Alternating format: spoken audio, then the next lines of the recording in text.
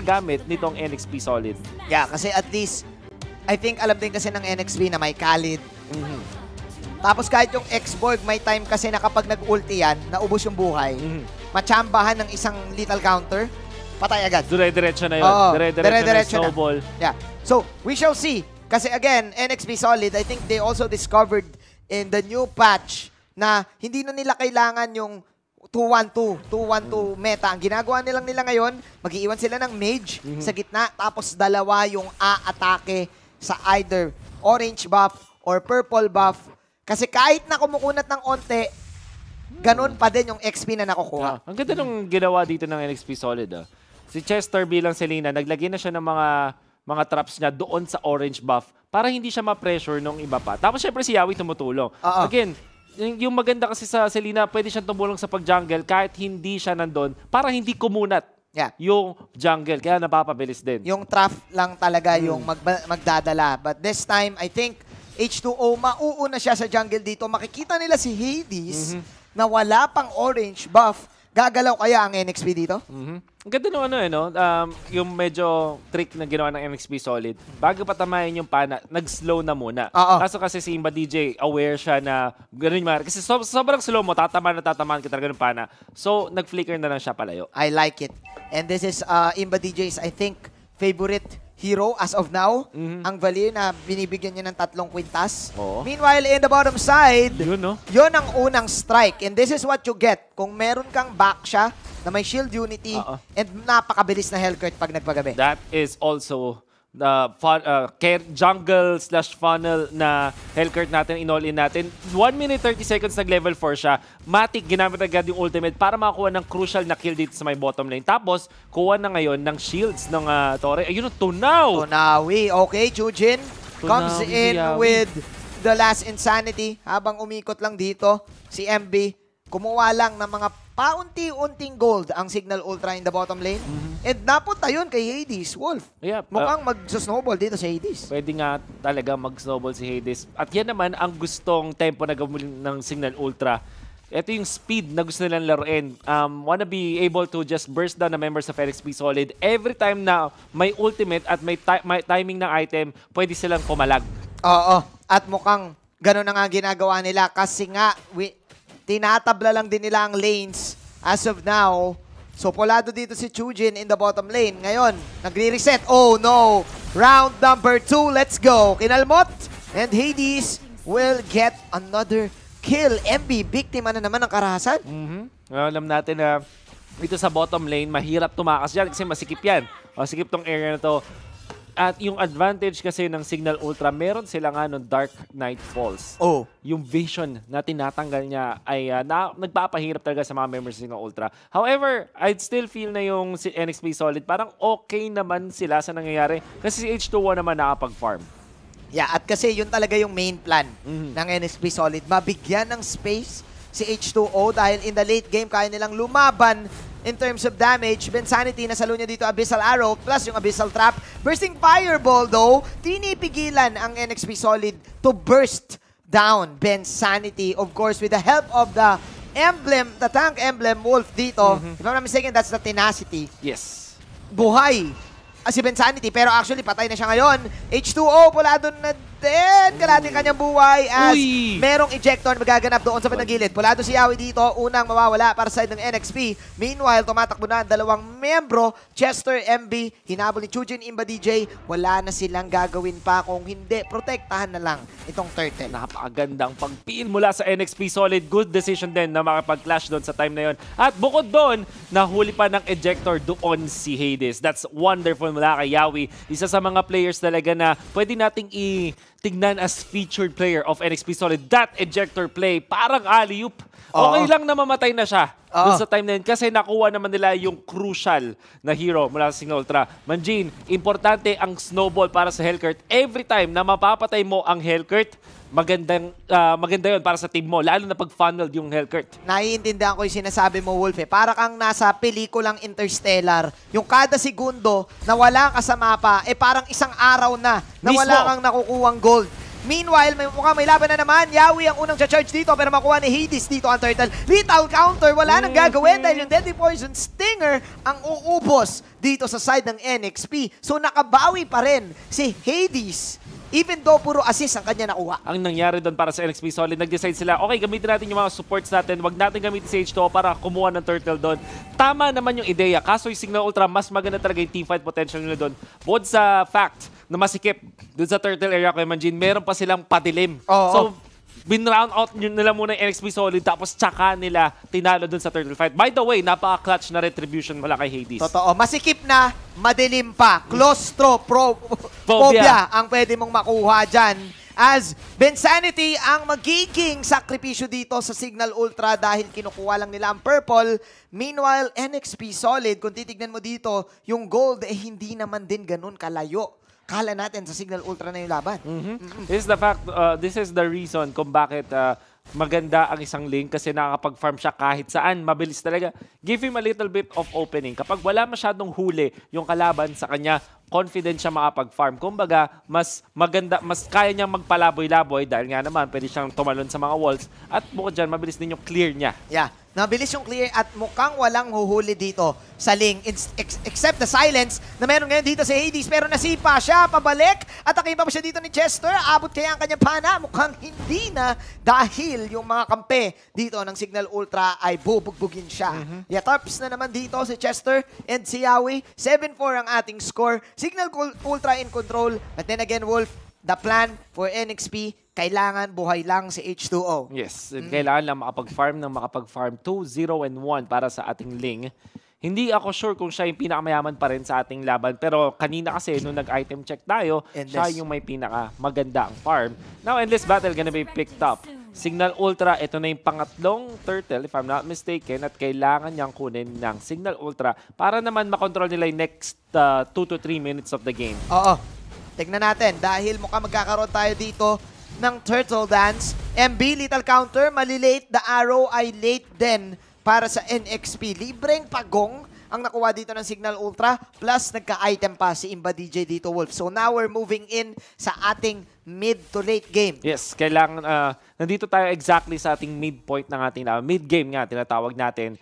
And kung saan malakas ang lineup ng Signal Ultra. Learn about this, guys. Pakinggan nyo itong sasabihin ko. It's called Power Spike. Ang Signal Ultra, meron Power Spike sa point na to dahil meron sila akong items at malakas yung hero nila sa oras na to. Speaking of Power Spike, pinapakitaan na ng Power Spike si Yawi at mukhang hindi niya yun like, mga kaibigan, as H2O tumatakbo na. Gumamit ng kanyang ultimate para lang mabuhay dito.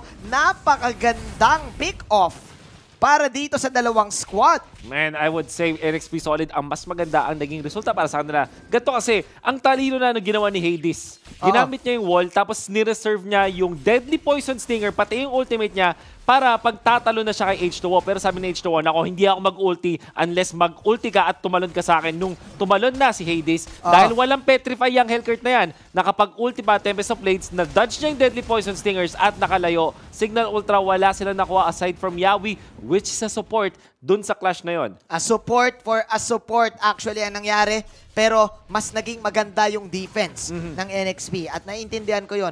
Pero I think naitabla lang din ng Signal Ultra kasi nga Hades, hindi din naman siya namatay. So, nawalan lang sila ng skill but ngayon nag-reset na. Wolf, tabla na naman ang laban dito. Depensa para sa NXP. Ang unang mag-overextend ay pwedeng potentially magpatalo sa team. Totoo yan. Kung sino magkamali dito sa para sa teams natin, madaling matalo, madaling mag-snowball. For Signal Ultra, however, parang baka kailangan nilang magmadali ng kaunti sa ating laban ngayon. Maybe get the items up on Hades. Come the late game, may mga bandang siguro 15-16 minutes, mahirap nang huliin ng mga members ng NXP Solid. Tapos nagiging nakakatakot na yung show. Even yung isang ejector play could be really good kasi I have to take note, ang Signal Ultra wala silang Purify. So ma-stun lang sila o makontrol lang ng isang beses. Doon sila mayayari. Totoo ka dyan, Wolf. Unless mag-survive sila doon. Kasi pag nag-survive sila doon sa mga skills ng NXP, may potential outplay mechanic kasi rin sila. But then again, I agree with you. Mas mataas ang mobility ngayon ng NXP. At 4 yung flicker nila. And H2O, buhay na buhay pa.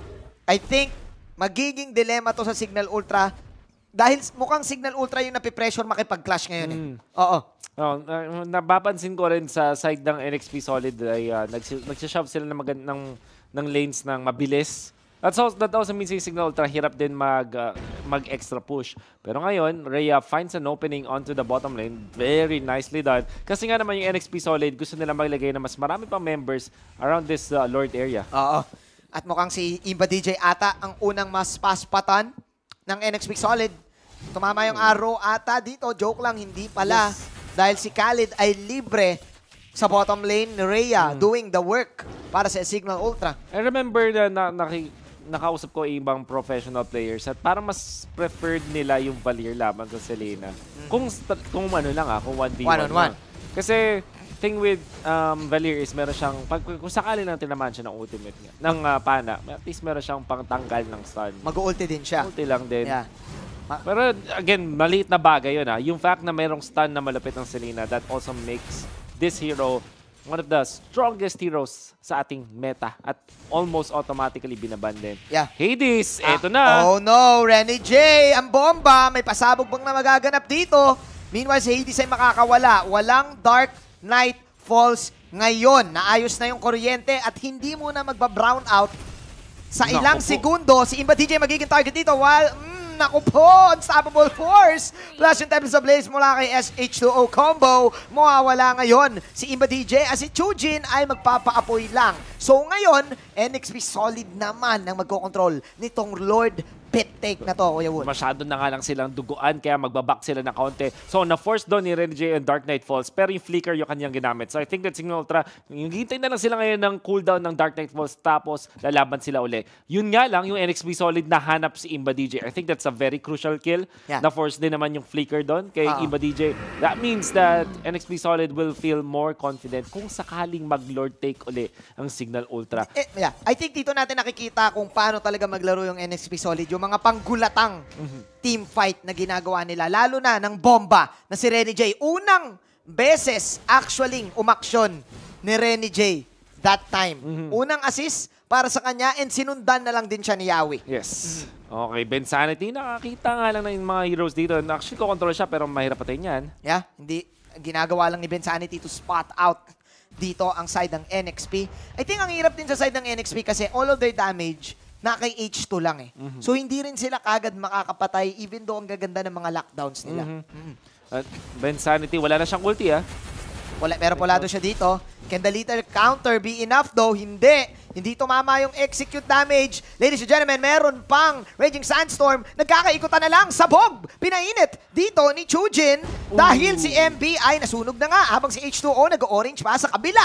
Nawala ngayon dito ang X-Ball pero kakabuhay lang Immortality. Nagpagabi si Kuya Hades pero nagpagabi lang. Wala namang kinuhang mga ilaw. This time, Signal Ultra respecting NXP Solid. The arrow pumunta dito. Chester, sinubukan niya. Tinulak pero naku po, Chester, 4-3, ladies and gentlemen. No damage whatsoever na ngayon para Signal Ultra dahil si H2O ay chumuchuk-chak na doon sa bandang kilid. Habang nandito naman sa kabila, Renny J and company taking one down. NXP with a clutch pick-off. Chujin and Ben Sanity, sinusubukan na lang nila lahat ng makakaya nila para mapigilan itong laban na to. Bagamat hindi pa rin kaya, joke lang. Laban na lang daw, sabi dito ni Chujin dahil sa burst. Renny J sumipa, Will of the Dragon pero medyo makunat si Ben Sanity. Ayun, nawala na din. Napana na naman. Unstoppable is real. Ubos ang Signal Ultra NXP Solid with a wipeout. Kakaibang pana mula dito sa NXP Solid, particularly from the Selena. Chester, what a clutch play. Yung tama, yung tinamaan, I mean, is eksakto yung funnel ng Signal Ultra habang tinatry niyang kalmutin yung Lord.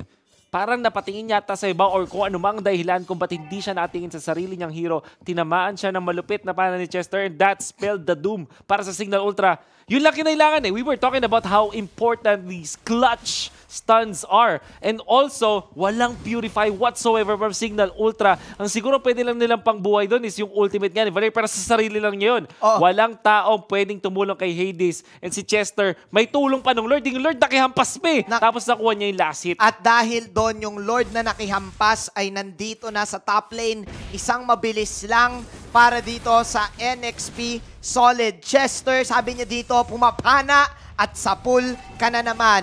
Tumama na dito yung Lord sa bandang Torre. And there you go, NXP Solid. Makakakuha sila dito ng Isa na objective. naman, Wala din si Rene J. Hades. Oh no!